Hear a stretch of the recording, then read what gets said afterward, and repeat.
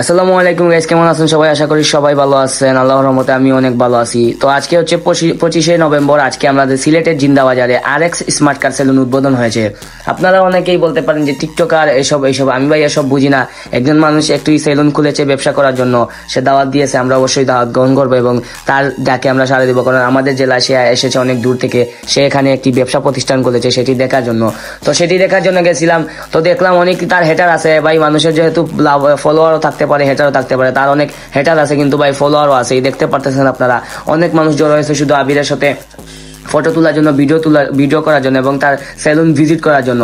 তো একজন মানুষের ভালো দিক থাকতে পারে, খারাপ দিকও থাকতে পারে। এবং তার সেলুনটা যদি স্পেসিফিক্যালি আমাকে বলেন কিরকম হয়েছে, আমার কাছে খুব ভালো ডেকোরেশন লেগেছে। সিলেটের মাঝে এরকম সেলুন আমার হয়তো বা আর মানে এক দুইটি হতে পারে বা নাও হতে পারে, কারণ এটা হচ্ছে লাক্সারিয়াস এবং স্মার্ট একটি সেলুন, যেটাতে মানে করেন আপনি এখন 5 স্টারের মতন একটি হেয়ার কাট দিতে পারবেন।